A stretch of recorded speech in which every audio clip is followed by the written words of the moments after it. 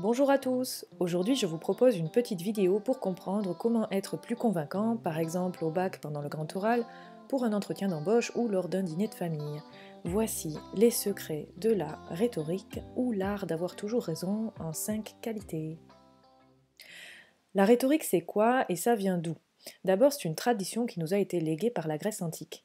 Ce mot désigne l'art de savoir bien parler, d'être éloquent et donc de savoir convaincre votre interlocuteur.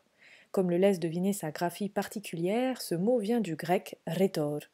Dans la Grèce antique, les rhéteurs avaient pour profession de rédiger des discours, en particulier lors des procès. C'est à l'Antiquité que l'on doit les premières théories sur les règles permettant de bien parler et l'emporter dans un débat en toutes circonstances. Pour information, en grec, rhétor s'écrit avec un esprit rude, comme ceci. Et c'est pour ça que, même si c'est un peu bizarre, on met un H après le R dans rhétorique. Dans la tradition rhétorique, les 5 qualités de l'orateur ont des noms spécifiques qui n'ont pas forcément le même sens que dans notre emploi habituel des mots. D'abord, l'invention. Ce mot désigne le fait de connaître à fond son sujet. Il vaut mieux donner l'impression qu'on le maîtrise si on veut être convaincant. L'invention, c'est aussi la façon dont on choisit de défendre ses arguments et comment on les met en valeur. Certains trucs et astuces, dans la façon de présenter ses idées, permettent en théorie d'emporter l'adhésion de votre auditoire. Par exemple, je vais employer un argument d'autorité, un syllogisme, ou encore une preuve par l'absurde. Pour l'argument d'autorité, il s'agit de justifier son idée en s'appuyant sur l'autorité de quelqu'un de compétent. Ça peut être une personne, un livre, une entité ou encore une fonction.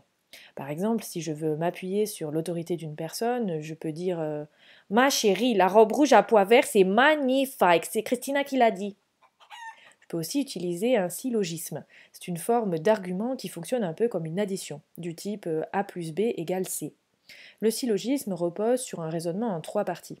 Une proposition majeure qui formule un premier constat, une proposition mineure qui en formule un second, et une conclusion qui fait le lien entre les deux.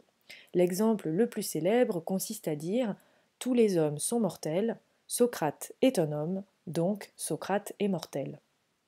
En théorie, le syllogisme est un raisonnement rigoureux, mais dans les faits, on peut aussi s'en servir pour dire un peu n'importe quoi.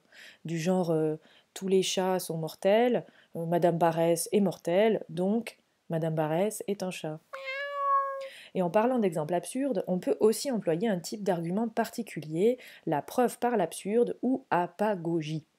Ça consiste à prouver qu'une idée est vraie en montrant que sa proposition contraire est fausse. Pour ce faire, on va dénoncer l'absurdité qui pourrait découler de cette proposition contraire si on la considérait comme vraie. Par exemple, vous voulez prouver que la Terre est ronde. Un argument par l'absurde consisterait à dire si la Terre est plate, alors les concurrents du Vendée Globe ne pourraient jamais revenir à leur point de départ, ils tomberaient dans le vide une fois arrivés au bout du monde. Ce n'est pas le cas, donc la Terre est ronde. Ce qui est intéressant dans la pagogie, c'est qu'elle sert aussi à contraindre votre interlocuteur à accepter les prémices de votre raisonnement, c'est-à-dire votre position de principe. Par exemple, si vous me dites Madame Barès, il n'est pas possible que nous ayons devoir sur table, puisque s'il y avait un devoir, je l'aurais noté sur mon agenda. Dans ce cas, l'apagogie que vous utilisez repose sur le principe suivant, dont vous espérez que je serai convaincu, vous êtes irréprochable. Voilà pour l'invention. Venons-en maintenant à la disposition. Cette partie de la rhétorique désigne l'ordre et la façon dont vous allez organiser vos arguments pour convaincre. Ce que recommande la rhétorique, c'est de commencer par l'exorde, une sorte d'entrée en matière dans laquelle vous captez l'attention de votre auditoire, et parfois sa bienveillance, en exprimant votre empathie envers lui ou en faisant preuve d'humour, par exemple. En latin, on appelle ça la captatio benevolentiae. Ensuite vient la narration. Il s'agit d'expliquer et illustrer votre propos en montrant de façon claire de quoi il retourne. Puis on s'appuie sur une digression. On fait une petite pause dans l'argumentation, voire on change de sujet, du moins en apparence. Et pour finir, on revient à l'idée principale par la péroraison, sorte de conclusion générale dans laquelle on cherche à résumer son propos en touchant l'auditoire pour emporter son adhésion. Dans la disposition, tout l'art de l'orateur consiste à passer d'une étape à l'autre comme si tout était parfaitement relié.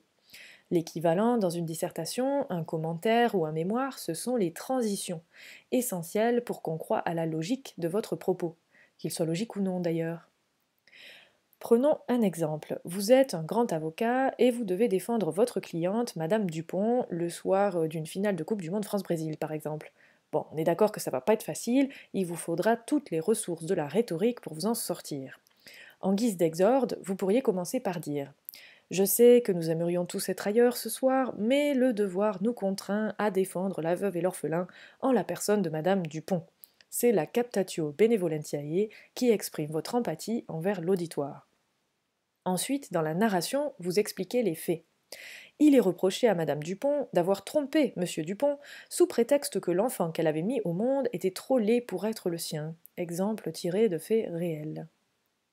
Puis vous changez de sujet par une digression qui fait diversion. Vous savez, ce matin, je me suis levée tôt. Et pourquoi? Parce qu'à 6 heures, ma fille s'entraînait encore à chanter le dernier single de Baby Shark. Et pour finir, dans une péroraison, vous revenez à votre propos en montrant que votre digression était en fait en plein dans le sujet.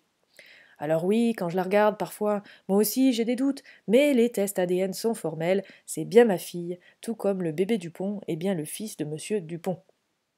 Un petit conseil, si vous devez analyser un texte argumentatif, il est toujours utile d'avoir en tête ces deux premières étapes, invention et disposition, pour bien comprendre la logique de l'auteur. La troisième partie de la rhétorique s'appelle l'élocution. Contrairement aux apparences, il ne s'agit pas de la façon dont on articule, mais plutôt des qualités du style que vous employez. Par exemple, les procédés divers dont font partie les figures de style relèvent de l'élocution. Le fait de bien articuler dans la tradition rhétorique, ça s'appelle l'action. En d'autres termes, c'est le charisme de l'orateur.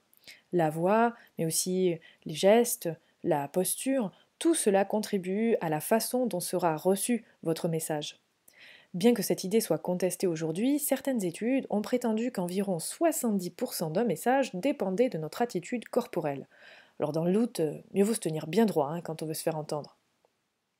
Et pour finir, la dernière qualité de l'orateur, c'est la mémoire. Pour pouvoir véritablement incarner son discours, faire le lien entre chaque étape et mettre en scène ses arguments avec une gestuelle étudiée, il faut le connaître sur le bout des doigts, tellement qu'on donne la sensation d'improviser. Sur ce point, la magie de l'éloquence rejoint celle du théâtre. Voilà, cette vidéo est terminée, j'espère qu'elle vous aura permis de comprendre quels outils nous a légué la tradition rhétorique et qu'elle vous aura donné quelques billes pour être vous-même des champions de l'éloquence. À bientôt!